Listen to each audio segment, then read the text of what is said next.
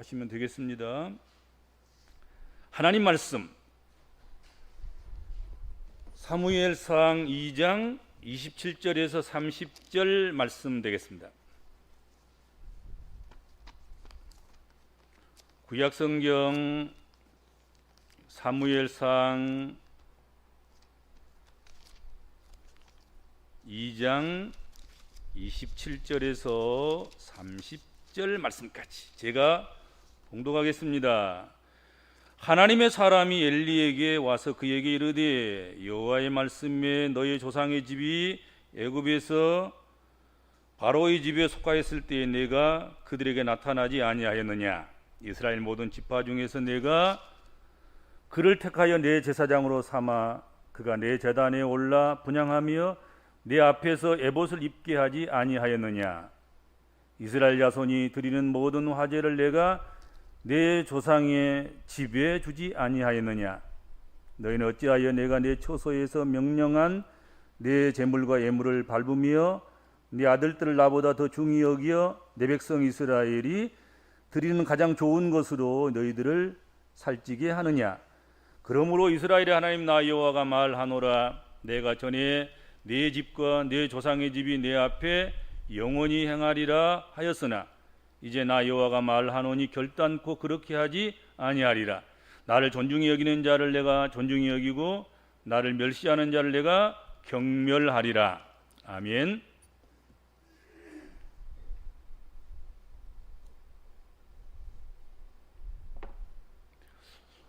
옷은 사람의 몸을 감싸서 가리거나 보호하기 위해서 피룩 따위로 만든 물건, 이것을 옷이라고 이야기할 것입니다.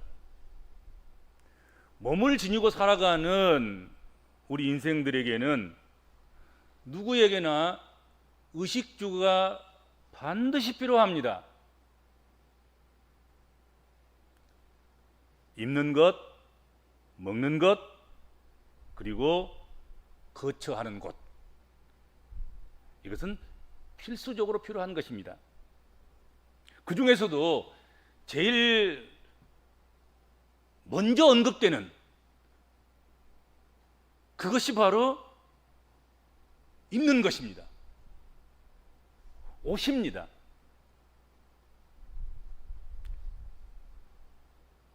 사람들은 옷을 단순한 몸을 가리고 보호하는 것뿐만 아니라 옷을 가지고 자신의 이미지를 모델링하는 그런 도구로 써왔다 하는 거지요. 하나님께서도 출애굽한 이스라엘 백성들을 하나님의 백성으로 삼고 이 백성들이 하나님을 섬기고 살아가는 그 일을 위해서 이스라엘 자손 중에서 특별히 아론과 아론의 아들들에게 성막에서 직무를 수행하는 제사장의 직무를 주셨다, 직임을 주셨다 하는 것입니다. 그리고 그 제사장이 입을 그 제사장이 입을 옷, 그것을 친히 디자인하셨습니다. 그리고 아무에게라도 그 옷을 짓지 못하도록 하시고 지혜가 충만한 사람들, 영이 충만한 사람들, 그 사람들을 선택해서 제사장의 옷을 짓게 하셨습니다. 만들게 하셨습니다.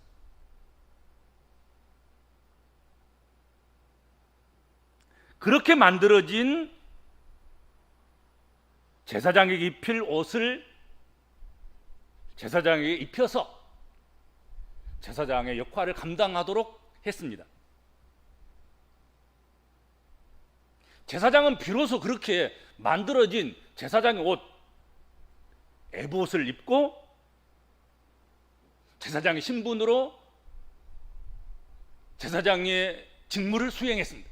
그러니까 제사장은 에봇을 입은 순간이 제사장으로서의 이미지가 세워지는 것이고 만들어지는 것입니다. 제사장이 제사장 옷 안 입으면 제사장 이미지가 없어요.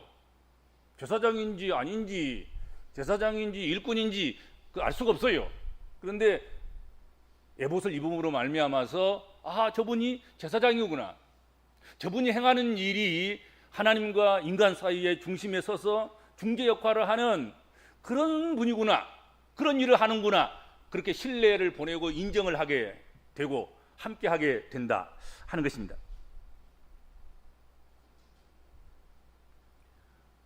오늘 본문 말씀의 시작이 어떻게 되고 있습니까?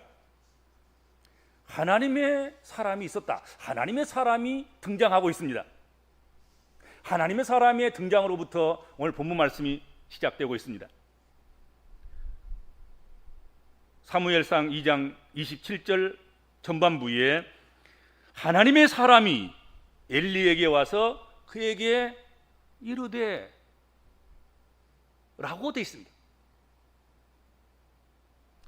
하나님의 사람이 엘리 제사장에게 찾아온 것은 엘리 제사장과 그 두 아들 홈니와 비느하스의 악한 행동 때문이었습니다. 하나님께서는 엘리와 엘리의 두 아들에게 은혜로 제사장의 직분을 주셨습니다. 그리고 그 직분을 수행할 때 누구나 인정할 수 있도록 제사장의 의복인 에봇을 지어 입혀 주셨습니다.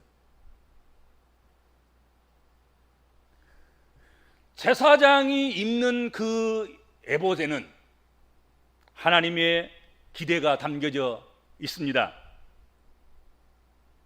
그런데 엘리와 엘리의 두 아들들은 제사장의 옷을 입고 제사장 노릇을 하고 있었지만 하나님의 기대를 저버리고 말았습니다. 하나님의 기대 같은 것들은 안중에도 없었습니다. 천으로서 에봇은 걸치고 있었을지 모르지만 제사장으로서의 이미지의 옷은 제대로 갖춰 입지 못하고 있었던 그 사실을 우리가 발견하게 된다 하는 것입니다.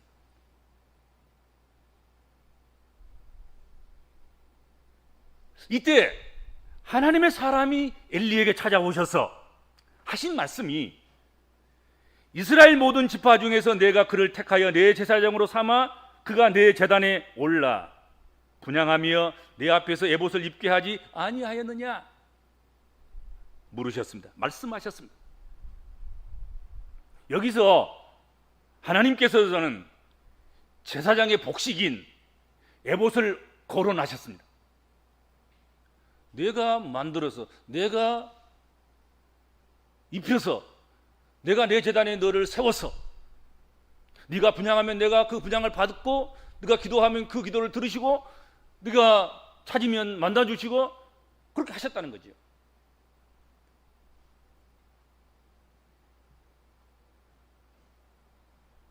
엘리와 엘리의 두 아들 홈니와 비느하스에게 에봇을 입혀주신 분이 나 여호와 하나님이 아니냐 하고 물으신 것입니다.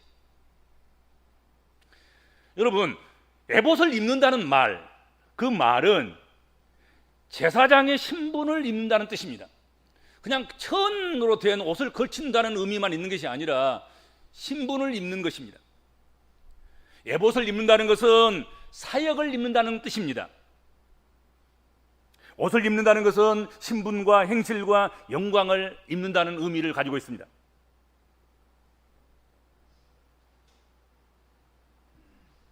제사장이 입는 에봇은 하나님 아버지의 마음이 담겨져 있는 옷입니다. 그 옷을 입고 제단에 서면 하나님이 만나주십니다. 그 옷을 입고 하나님을 부르면 응답하시고 그 옷을 입고 제단에 올라 분향하면 하나님께서 흠양하십니다. 왜냐하면 그는 하나님의 명하신 영광, 명하신 거룩함으로 옷 입고 그 앞에 서기 때문에 그렇습니다.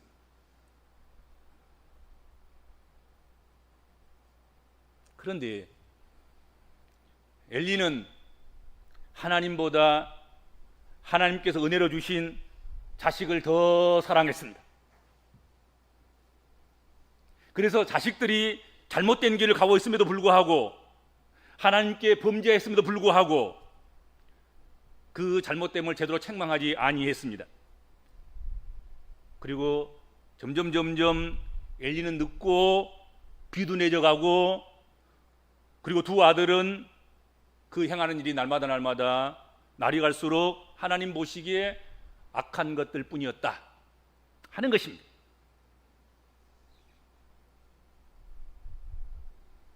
여러분, 엘리가 입은 제사장의 옷 에봇, 홈리와 비느하스가 입은 제사장의 옷 그 에봇, 그 에봇은 여러분 특징이 무엇입니까? 다른 그 어떤 것보다도 거룩한 옷이라는 것입니다. 그 기능성이라든지 그 화려함이라든지 그 갓나감의 특징이 있고 의미가 있는 것이 아니라, 제사장의 에봇은 성결, 거룩함에 있습니다.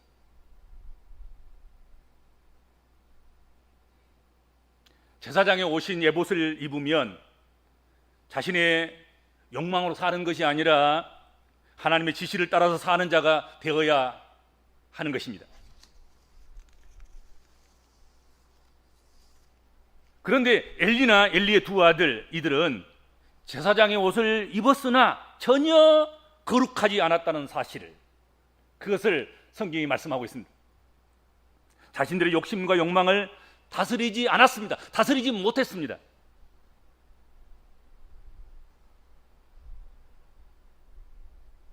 당시의 제사장들이었던 이들은 아버지 엘리 제사장은 영적으로 그리고 육적으로 비둔하기 짝이 없는 그런 사람이었고, 그러니까 영적으로 너무 비둔해져 가지고 제 몸 하나, 제 영혼 하나 지킬 수 없는 그런 모습이었던 거지요.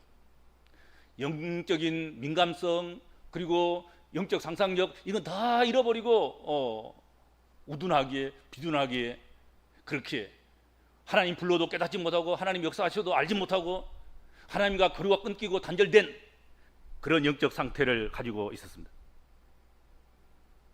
홈리와 비느하스는 제사장이면서도 불구하고 하나님께 드리는 제사와 제물을 멸시했습니다. 하나님께 드리기도 전에 자기들이 갖다 먹어버리고,